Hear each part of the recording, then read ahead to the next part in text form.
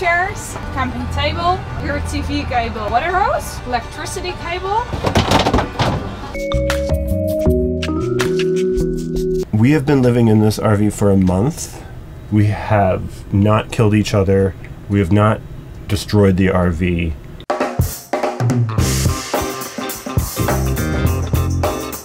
It's gotta be against the law to look this damn good. Hello, and meet innovation. Look this damn good. Everybody watch out. Watch out now. I'm ready for a good time. This is where Naomi's joyful vampire garb is. This was a sequin dress that until this morning was living in the freezer to distinctify it. Over here is the dining and more often than not Kiwi editing area. You'll usually find Kiwi here until 5 a.m. Not usually, but it's happened. Watch out.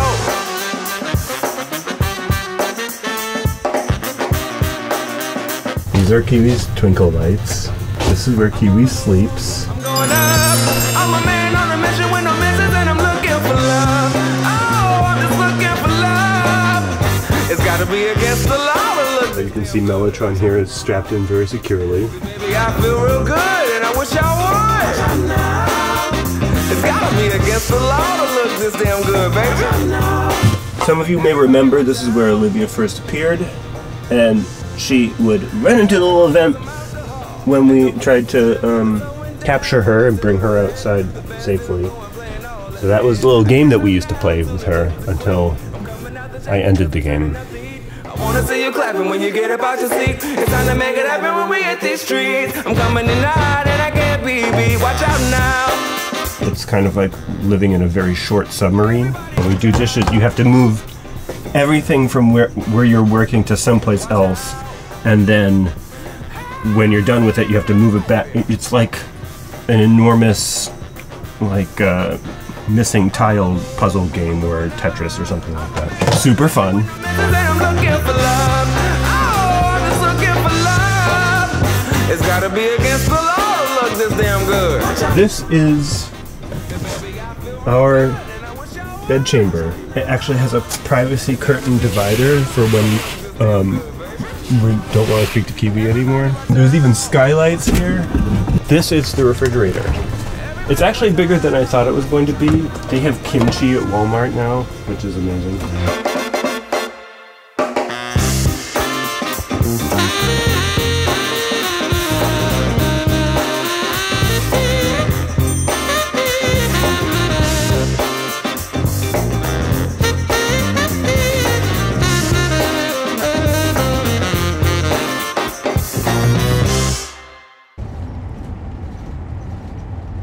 This week was almost certainly the most magical of the whole tour, of a very magic tour so far. Because we showed up 2 places where we had never met anybody before. And the level of generosity and enthusiasm that we were shown and magic that we were shown was so profound. There's so much that we want to communicate to you about this tour and so much information to share and so much quantifiable data, but there's something so much more that's happening that we're learning, that we're being given, and it wouldn't actually be an accurate representation of the tour if we didn't try to give you those gifts too. We had a really important takeaway, which is something that you hear a lot of, like, take care of yourself. If you want to heal and take care of other people, you have to heal and take care of yourself first. Which always feels like so much capitalist nonsense, right? Like, go take a spa or whatever. But we saw that so fully in life. Like, these were people who are living their very best lives and have created lives in which they are so fully enriched and taken care of and fulfilled. And the level of generosity that they then have available for other people and which they gave to us was really staggering.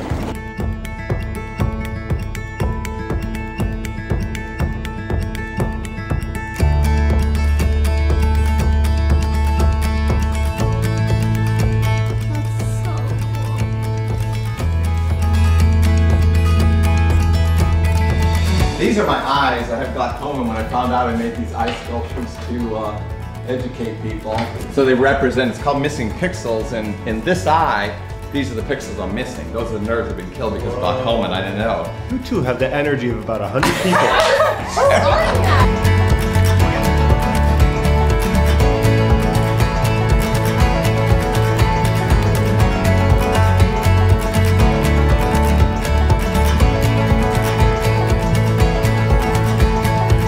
Suzanne told us that you guys are coming to town, and she said, like, park the motorhome in our backyard, and we said, of course, we want these powerful women parking in our backyard. That'd be awesome. Yeah, being around creatives like we are tonight and this opportunity, it's just a chance to promote more of that creativity, and that's what my whole life is dedicated to.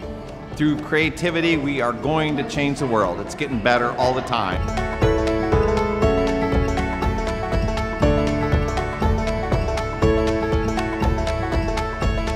I would have just put some little teeth right here.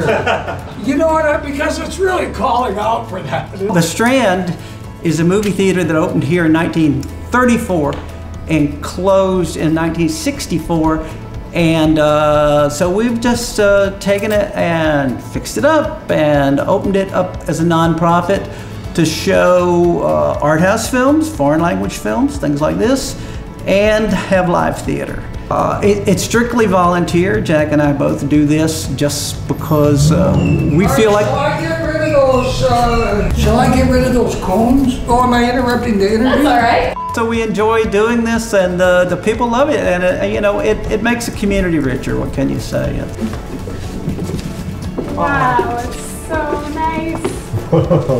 I have a little trio we play in there sometimes, and I love the space. What do you play? I play the drums. Here's a tiny lobby, and here's a little sign I made. You made that? Yeah, I made this, and I made this stuff because there were some hints of Art Deco in here, but mainly it had no character at all when we came in, because it's just been laying around for 40 years, and it had been altered a few times, and so we try to do everything to make it a little more charming.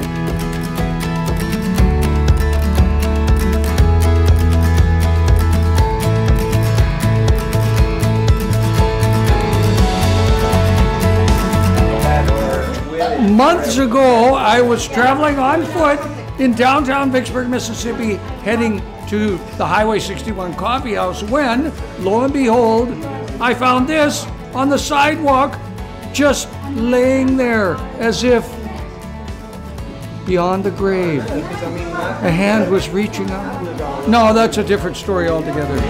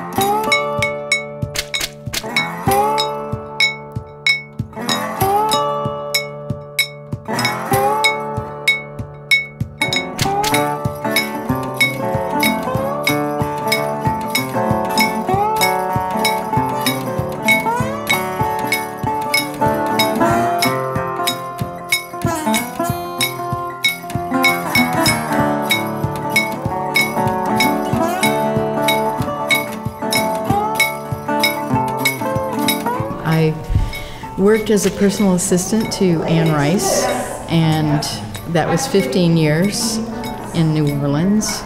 And then the next 15 years of my life was devoted to the Anne Rice Vampire Lestat fan club.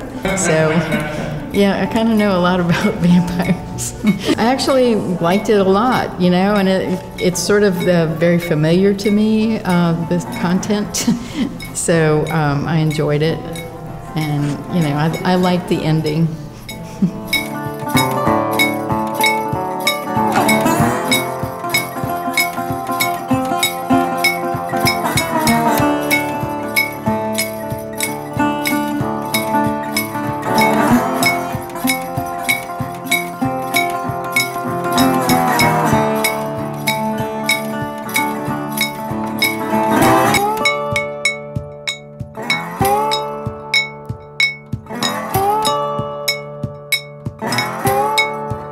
just developed these little stories behind all these different robot characters and sold them online for about 6 years.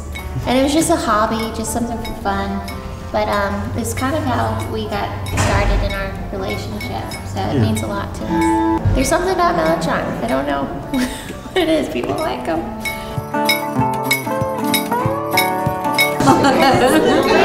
Yeah. It's a yellow submarine hat. Yes, indeed.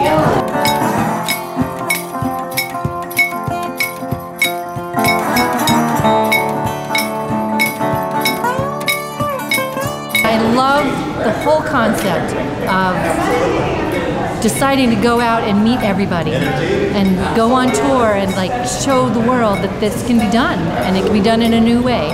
And besides, it's just a great movie.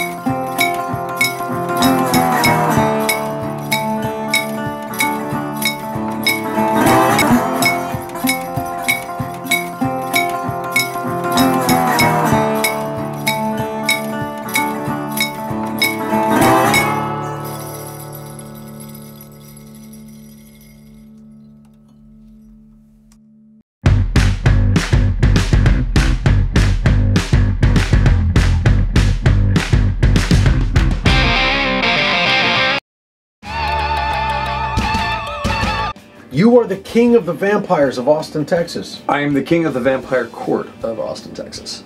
What does it take to become the king of vampires?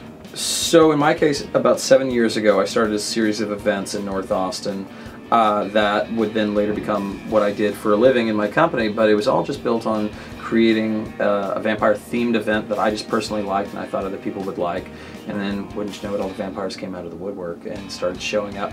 And after a while, they got to talking about community, and then suddenly somebody said, "Oh, yeah, well, if we haven't had a vampire court in 15 years, and we should do another one. And if we do another one, Logan should be the king of that court." And they come up to me and they go, "Oh, Logan, you should do this. You should be the new king of this court." And I said, "No."